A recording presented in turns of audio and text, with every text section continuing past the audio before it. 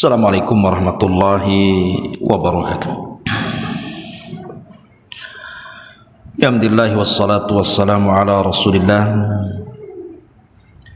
wa ala alihi wa sahbihi wa mawalah wa la hawla wa la quwata illa billahi wa ba'du. Alhamdulillah, segala puja dan puji hanya milik Allah subhanahu wa ta'ala.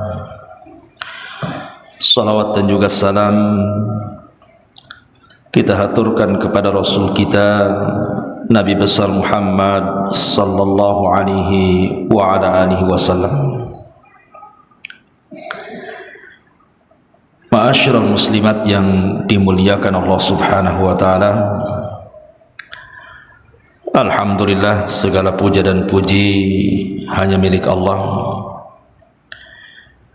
Atas nikmat dan karunia-Nya kita masih bisa duduk untuk bertalabul ilmi di taman-taman surga. Dan pembahasan di pagi hari ini kita akan membahas satu hadis Rasul tentang 3 manusia yang akan menjadi musuh Allah pada hari kiamat. 3 manusia yang akan menjadi musuh Allah subhanahu wa ta'ala pada hari kiamat. Melihat temanya saja sudah mengerikan, karena orang yang akan bermusuhan dengan Allah subhanahu wa ta'ala dan Allah mengiklankan akan jadi musuh dia, maka tidak akan selamat hidupnya. Kalau kita punya musuh di persidangan, boleh jadi kita menang dengan menyewa para pengacara, lawyer-lawyer yang memang handal dan terkenal. Tetapi kalau seandainya musuh kita adalah Allah, maka siapa yang bisa melawan Allah subhanahu wa ta'ala? Allah itu Al-Aziz, tidak ada yang mampu menyakitinya, dan Dia mampu untuk mengadab kita semuanya. Baik, kita akan baca hadisnya, baru kita jabarkan. An Abi Hurairah radhiyallahu anhu anin Nabi sallallahu alaihi wasallam qala Allah azza wa jalla thalathatun ana khasmuhum yawmal qiyamati rajulun a'tabi thumma ghadara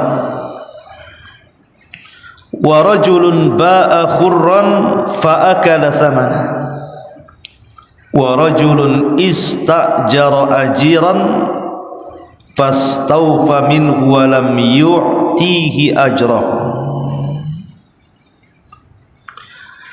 Dari Abu Hurairah radhiyallahu anhu bahwasannya Nabi sallallahu alaihi wasallam bersabda, Allah subhanahu wa ta'ala berfirman dalam hadis qudsi, ada 3 kelompok manusia. Kata Allah subhanahu wa ta'ala, ada 3 kelompok manusia yang aku adalah musuhnya pada hari kiamat.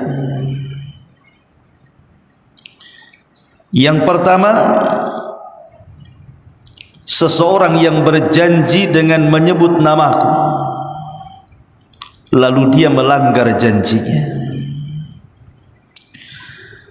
Yang kedua, seseorang yang menjual orang yang merdeka, lalu dia menikmati hasilnya. Kemudian yang ketiga, seseorang yang mempekerjakan orang lain, setelah orang tersebut bekerja dengan baik tetapi tidak pernah dibayarkan upahnya. Hadis ini dikeluarkan oleh Imam Al-Bukhari pada nomor urutan hadis 2150. Ma'asyiral muslimin muslimat yang dimuliakan Allah Subhanahu wa taala. Sebenarnya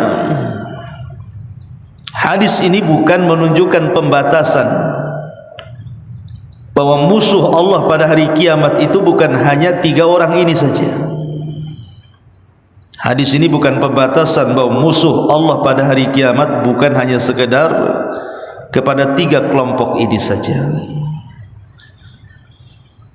Karena semua orang-orang yang berlaku zalim, siapapun dia, apapun kezalimannya, besar kecil kezalimannya, tetap dia menjadi musuh Allah pada hari kiamat. Tetapi 3 orang ini disebutkan dalam satu redaksi hadis.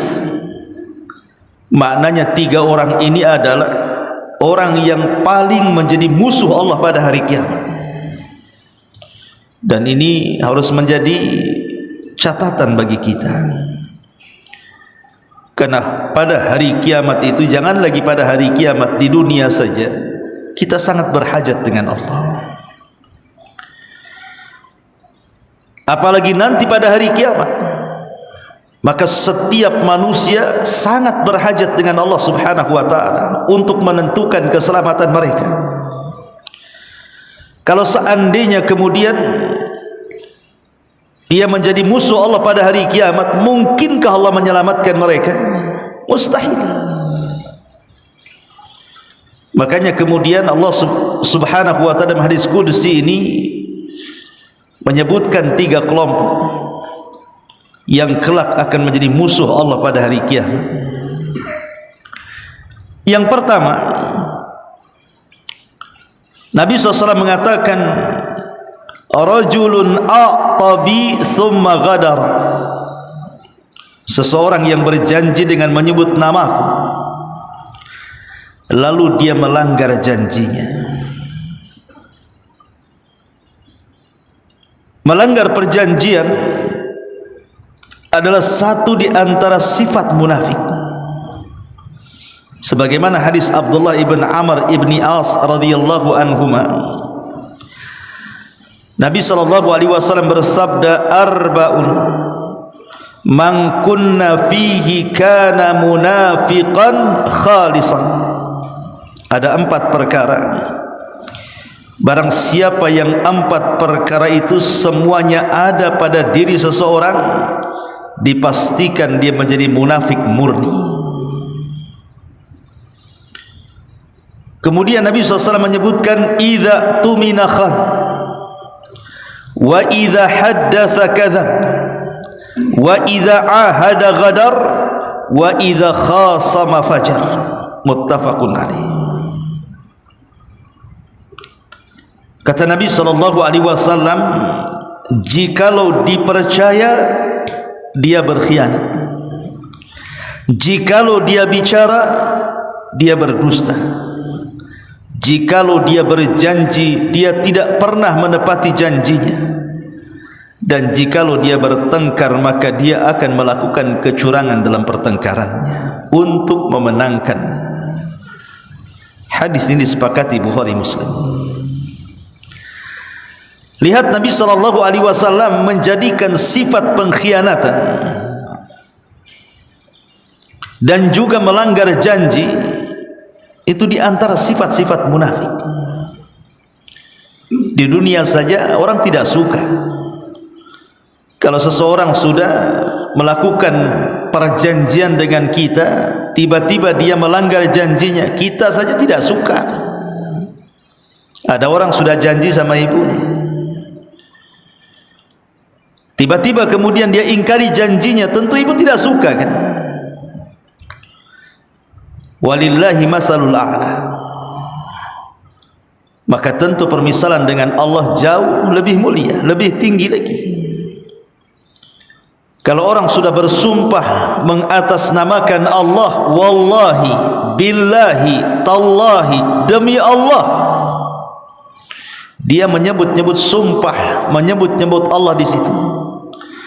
untuk melakukan sebuah perjanjian, tiba-tiba dia khianati,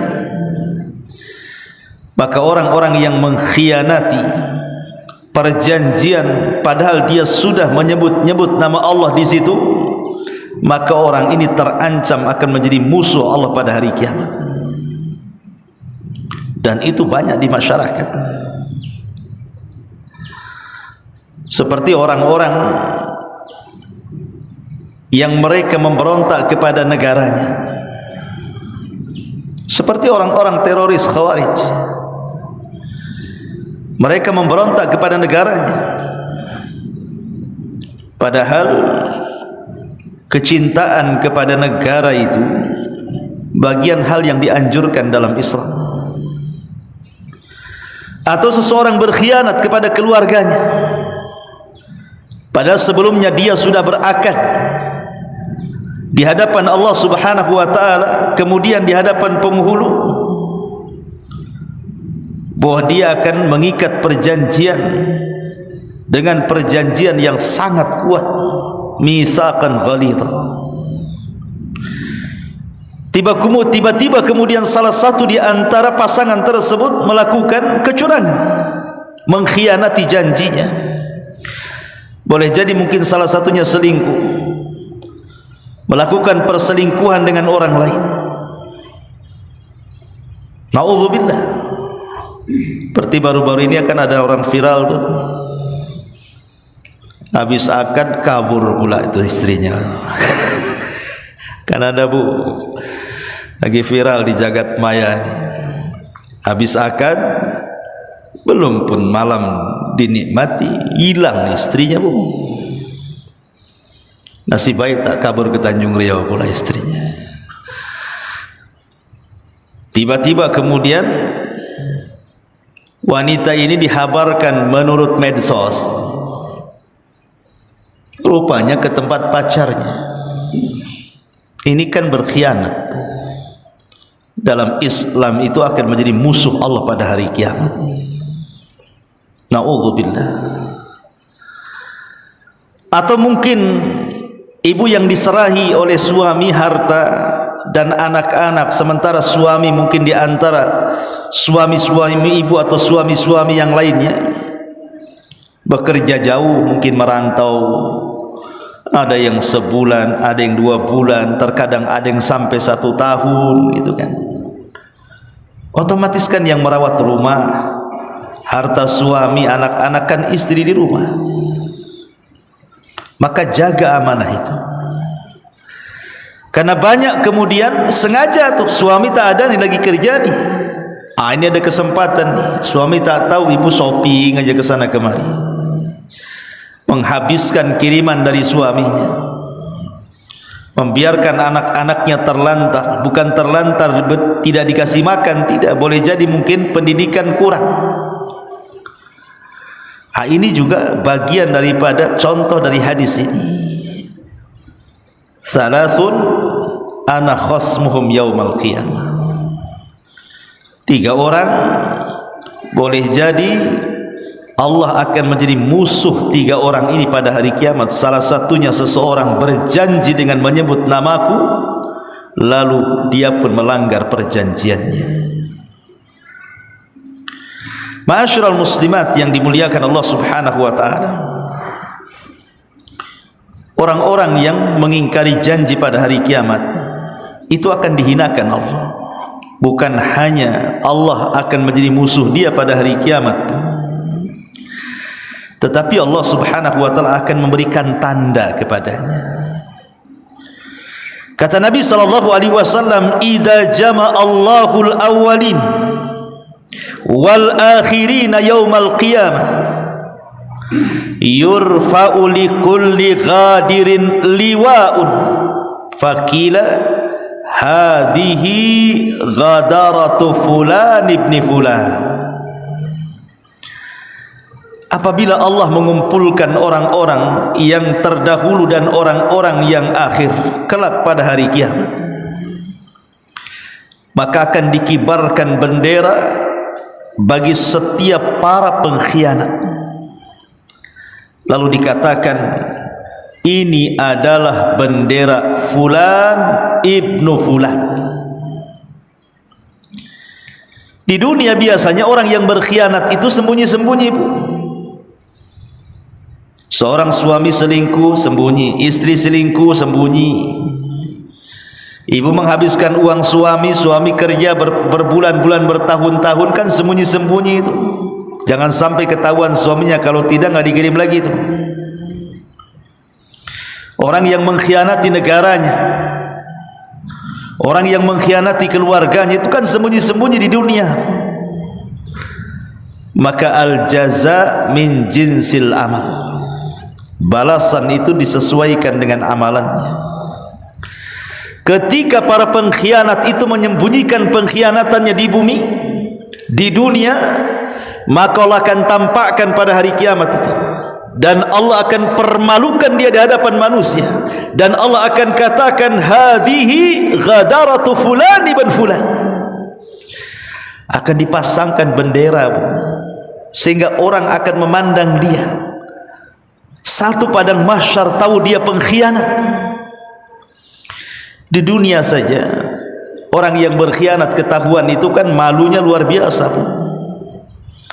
Bagaimana kalau Allah permalukan di hadapan manusia? Di mana letak akan diletakkan rasa malu itu? Ma'asyiral muslimat yang dimuliakan Allah Subhanahu wa taala. Karena orang yang mengingkari janji, mengkhianati perjanjian itu bagian daripada tidak menjaga amanah. Dan dalam hadis yang panjang sekali Rasul mengatakan, innahu la dina liman la amanata lahu wala salatan wala zakatan lahu. Kata Nabi SAW, tidak ada agama bagi yang tidak ada amanah baginya. Hilang agamanya, hilang imannya ketika orang sudah melepaskan amanahnya. Dan orang-orang yang tidak menjaga amanah pada akhir-akhir zaman ini memang luar biasa. Persis seperti yang disabdakan Nabi SAW, di antara tanda-tanda dekatnya kiamat adalah dicabutnya amanah, di mana orang-orang itu berani berjanji dengan menyebut nama Allah, tiba-tiba dia melanggar janjinya. Na'udzubillah thumma na'udzubillah. Ini yang pertama. Yang kedua, kata Nabi SAW, wa rajulun wa rajulun ba'a hurran fa'akala thamanahu. Seseorang yang menjual orang merdeka, lalu dia menikmati hasil penjualannya. Ma'asyiral muslimat yang dimuliakan Allah Azza wa Jalla, kita melihat sejarah sejenak. Di zaman jahiliyah, kita tahu bahwa yang namanya perbudakan itu adalah komoditi bisnis. Jadi bisnis yang paling menghasilkan dan menguntungkan di zaman jahiliyah itu adalah jual beli budak. Sampai ada pasarnya, namanya pasar ukat. Di situ budak diperjualbelikan tuh di situ. Kemudian Islam datang. Islam datang kemudian hendak menghapus perbudakan sedikit demi sedikit. Dengan cara apa? Nabi SAW mendorong para sahabatnya agar mereka memerdekakan budak-budak itu, dan pahalanya besar. Bahkan setiap kafarah yang diperintahkan Nabi SAW dalam sebuah pelanggaran, terkadang salah satunya adalah memerdekakan budak. Seperti kafarah zihar, kafarah orang yang berhubungan intim di siang hari Ramadan. Itu bayar kafarahnya dengan cara apa? Yang pertama memerdekakan budak dulu tuh. Kalau tidak sanggup baru puasa, kalau tidak sanggup masih makan kan itu. menunjukkan bahwa Islam itu sedikit demi sedikit menghapuskan perbudakan. Karena memang perbudakan itu menyelisih fitrah manusia.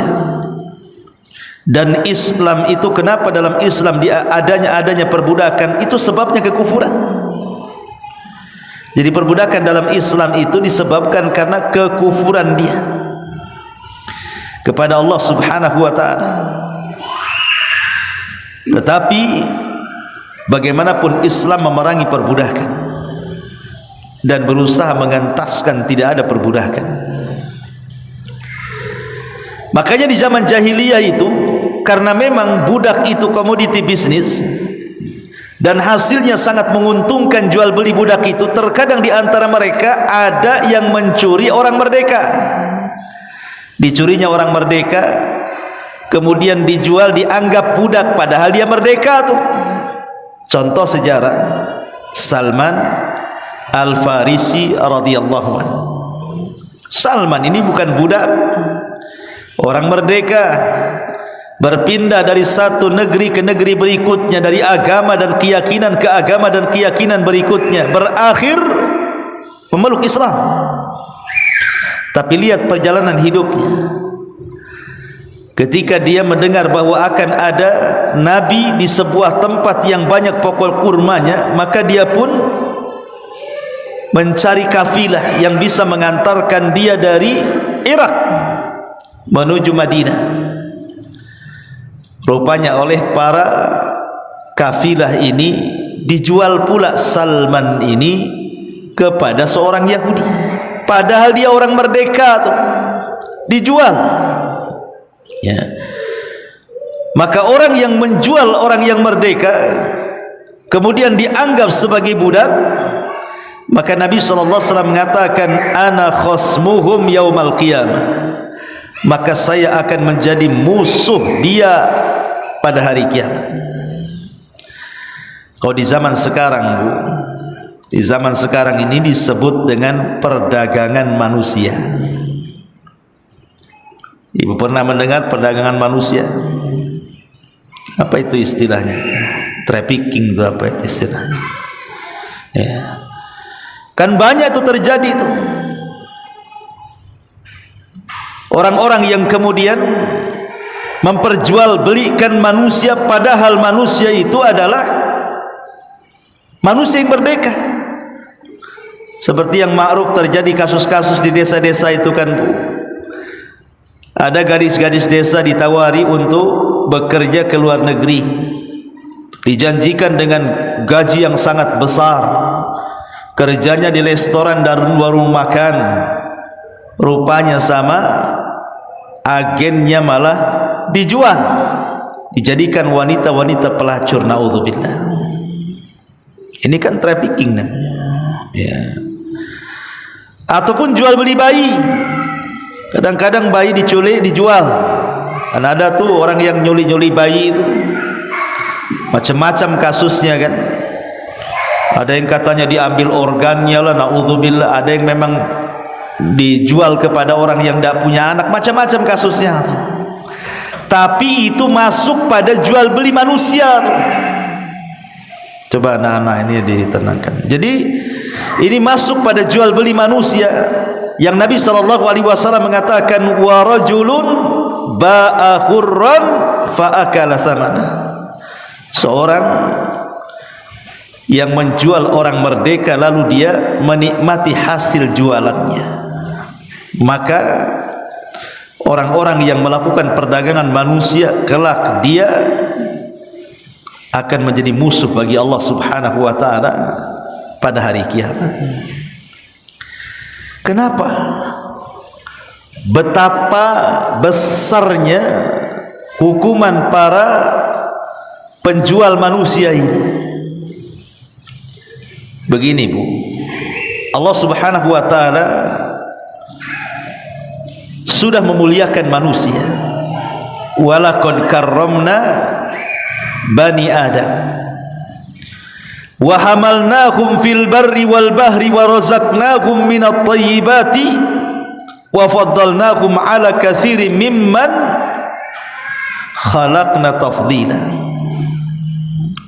Dan sungguh kami telah muliakan anak-anak Adam dengan cara kami angkut mereka di daratan, kami angkut mereka di lautan, kami beri mereka rizki dari yang baik-baik, dan kami lebihkan mereka dengan kelebihan yang sangat sempurna atas kebanyakan makhluk yang telah kami ciptakan. Manusia itu makhluk mulia dan dimuliakan Allah Subhanahu wa taala. Bukti dimuliakannya adalah Allah Subhanahu wa taala angkut kita di daratan. Kita akhirnya mampu menciptakan kendaraan, mulai dari mobil, kereta sampai pesawat kita bisa dinaikkan ke langit. Kemudian diberikan rizki lagi, kemudian dilebihkan lagi dari makhluk yang lainnya. Ma'asyiral muslimat yang dimuliakan Allah Azza wa Jalla, ini kemuliaan manusia. Kemuliaan manusia, tidak ada yang Allah muliakan semulia mereka. Maka karena manusia ini sangat dimuliakan, ketika kemudian tiba-tiba ada orang memperjualbelikan manusia yang merdeka, maka itu sama dengan menghinakan manusia. Makanya kenapa kemudian Islam sangat melarang, tidak boleh melakukan penjualan manusia, apalagi manusia itu manusia merdeka. Allah akan menjadi musuh bagi mereka pada hari kiamat. Ma'asyiral muslimat yang dimuliakan Allah Azza wa Jalla, dan yang terakhir, wa rajulun ista'jara ajiran fastawfa minhu wa lam yu'tihi ajrahu. Seseorang yang mempekerjakan orang lain, setelah orang tersebut bekerja dengan baik, kemudian tidak dibayarkan upahnya kepada dia, maka zalim. Padahal Rasul mengatakan u'tul ajira ajrahu qabla an yajiffa araquhu, kata Rasul. Berikanlah kepada pekerja itu upahnya sebelum kering keringatnya. Begitulah Islam. Islam itu sangat mengatur hak-hak manusia dan sangat membenci kezaliman. Karena betapa banyak para pekerja di perusahaan-perusahaan, di PT-PT, atau para pembantu di rumah-rumah, atau para pekerja di ladang-ladang, di bangunan-bangunan, atau mungkin dia seorang guru di madrasah-madrasah, seorang pekerja di yayasan-yayasan, dan begitu seterusnya. Banyak yang sampai kepada kita kasus tentang urusan gaji yang tidak sesuai dengan pekerjaan, dan itu banyak gitu ya. Bahkan kita tahu bahwa ketika seseorang tidak menggaji, tidak sesuai dengan upahnya, dalam undang-undang negara saja itu masuk dalam kejahatan. Kejahatan. Umpamanya UMK Batam ini anggaplah 4.500.000 lah, kurang lebih gitu ya. Kemudian tiba-tiba sudah disepakati oleh para perusahaan itu, disepakati menggaji karyawan, gaji UMK-nya 4.500.000, contoh umpamanya. Tiba-tiba setelah menerima karyawan, dipekerjakan, pas gajian tiba-tiba gajinya di bawah UMK. Ada pemotongan di situ. Maka ini juga sama, karena al-muslim ala syurutihim. Seorang muslim itu kan tegak di atas syarat-syarat. Kalau sudah pemerintah membuat sebuah persyaratan kepada perusahaan, oke, gaji UMK 4.500.000, dan mereka tanda tangan sepakat, kemudian menerima pekerjaan dan disesuaikan dengan jam dan gaji pekerjaannya. Kalau dia sampai kemudian pekerja ini sudah bekerja sesuai dengan perjanjian dari jam sekian ke jam sekian dan apa yang harus dikerjakan, tiba-tiba kemudian perusahaan melakukan pemotongan gaji, zalim Anda. Ini masuk pada kategori ana khasmuhum yaumal qiyamah. Kata Allah, aku akan menjadi musuh mereka pada hari kiamat. Atau kasus-kasus di lapangan yang sering saya dengar, kadang-kadang pemborong bangunan, dia ngerekrut karyawan banyak-banyak untuk menjadi anak buah di tukang bangunan. Di antara mereka ada yang curhat ke saya, Bu, ada yang 3 bulan tak digaji, 4 bulan tak digaji, setengah tahun pun ada yang tak digaji. Yang lebih parahnya pula, pemborongnya lari bawa gaji karyawannya. Maka Rasul mengatakan, Allah berfirman, ana khasmuhum yaumal qiyamah, saya akan jadi musuh mereka pada hari kiamat. Atau para pembantu, pembantu ini sudah lelahlah, letihlah dia menyapu, mengepel, mencuci, memasak, mengurus anak, mengurus orang tua, tuannya dan begitu seterusnya. Kadang-kadang kemudian dia pun bekerja di luar jamnya, yang harusnya dari jam 8 sampai jam 5 ditambah lagi sampai malam. Terkadang gajinya pokoknya saja tidak cukup, dipotong sama dia. Belum lagi gaji lemburnya tidak dianggap. Ana khasmuhum yaumal qiyamah, maka Allah akan jadi musuh mereka pada hari kiamat. Ingat, al-muslim ala syurutihim. Seorang muslim itu harus mengikuti syarat-syarat yang ditentukan. Kalau kita mencari pembantu rumah tangga, di situ disepakati dulu, kau bekerja dari jam 8 sampai jam 5, gaji tidak 3 juta, deal or no deal. Nah, begitu kata pembantu, deal lah. Oke, deal, besok kerja. Ketika sudah bekerja dari jam 8 sampai jam 5, ketika sudah waktu gajian bulanan, ya harus sesuai dengan kesepakatan. Ibu tidak boleh memaksa, umpamanya ini sudah jam 5, sudah selesai dia bekerja, kita minta tolong sama dia, tolonglah bantu ini bantu itu, akhirnya lewatlah jam itu yang harusnya jam 5 selesai, lewat pula sampai jam 7 malam.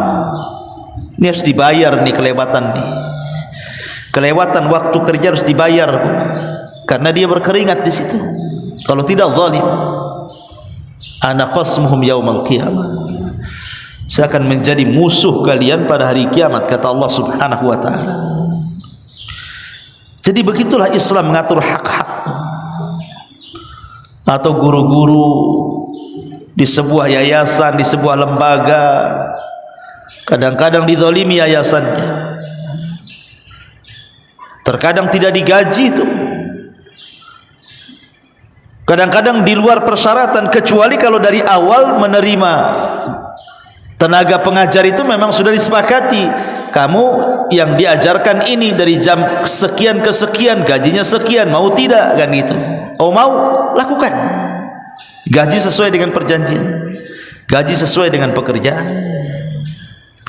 Kalau dia sampai kemudian mengurangi ataupun dia menggaji tidak sesuai dengan pekerjaannya, maka Allah mengatakan, ana khasmuhum yaumal qiyamah, saya akan jadi musuh mereka pada hari kiamat.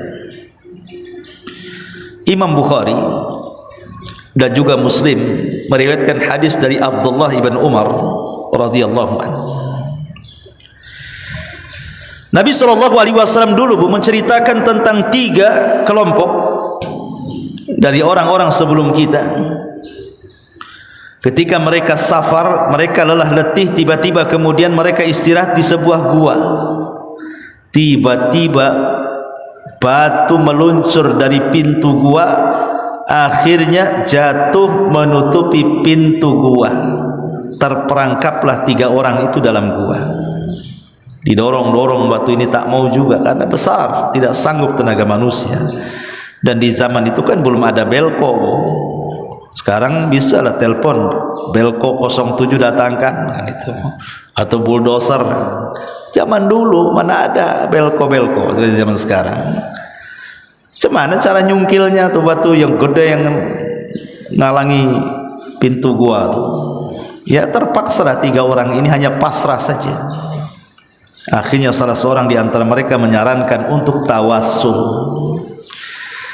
Hanya itu yang bisa mereka lakukan, berdoa dengan tawassul. Yang ingin saya kisahkan adalah satu di antara 3 orang itu. Dia bertawassul dengan cara apa?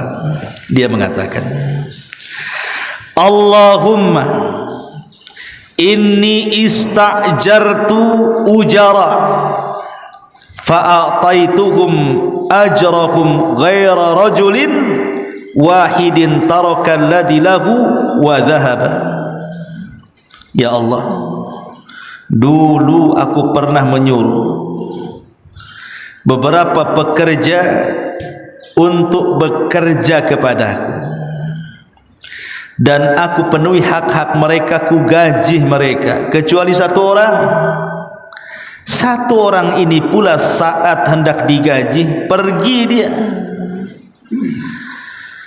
maka ku simpan tu gajinya.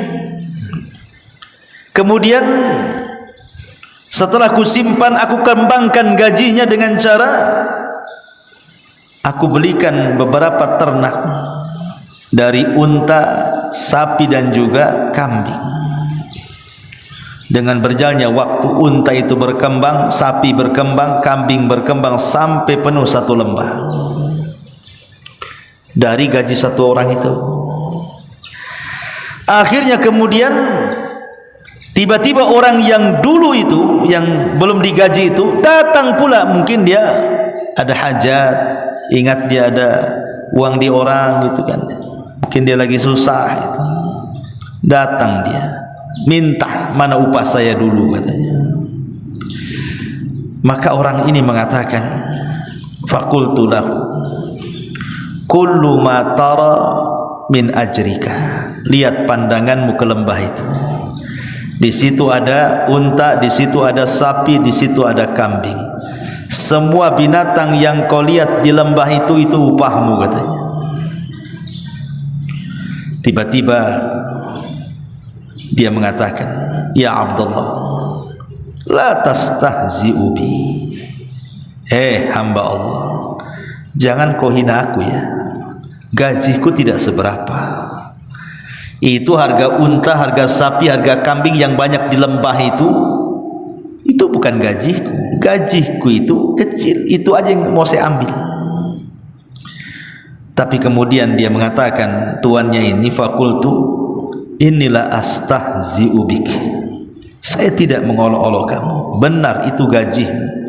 Sengaja gajimu ku kembangkan menjadi unta, sapi dan kambing. Kau lama tak datang, akhirnya dia pun berkembang di lembah itu. Ambil itu semua gajimu. Akhirnya kemudian orang ini pun mengambil kambing, unta dan sapi dari lembah itu sebagai upah dia dulu waktu bekerja sama tuannya. Maka kemudian orang ini mengatakan, Allahumma fa in kuntu fa'altu dzalika ibtigha'a wajhik. Ya Allah, kalau yang aku lakukan itu bagian daripada pahala mengharap wajah-Mu, fafruj 'anna ma nahnu fih. Tolong bukakan, geserkan pintu gua itu. Tolong ibalah kepada kami, tolong kami. Fan farajatis sakhra. Maka tiba-tiba batu gua itu, batu yang menutup gua itu menggelinding, kemudian membuka pintu gua. Fa kharaju yamshun. Akhirnya mereka pun bisa keluar dari gua dan melanjutkan perjalanannya. Lihat bagaimana di sini Nabi ingin menggambarkan, beginilah orang-orang, balasan orang-orang yang mereka paham bahwa mereka harus menggaji karyawannya sesuai dengan pekerjaannya. Di dunia ditolong. Orang-orang yang kemudian menolong orang lain dengan mengeluarkan gajinya sesuai dengan waktu dan pekerjaannya, Allah tolong. Tapi kalau berkhianat dan melakukan kezaliman, mengurang-urang gaji dari pekerjaannya, maka di sini masuk pada hadis Nabi sallallahu alaihi wasallam, "Thalathun ana khasmuhum yaumal qiyamah. 3 orang saya akan jadi musuh mereka pada hari kiamat. Salah satunya seorang yang mempekerjakan orang lain, setelah orang tersebut bekerja dengan baik upahnya tidak dibayarkan. Wallahu alam bisawab. Ini keterangan singkat dari hadis yang sangat menakutkan. 3 orang yang akan menjadi musuh Allah pada hari kiamat. Baik, sampai di sini. Ada yang bertanya silakan.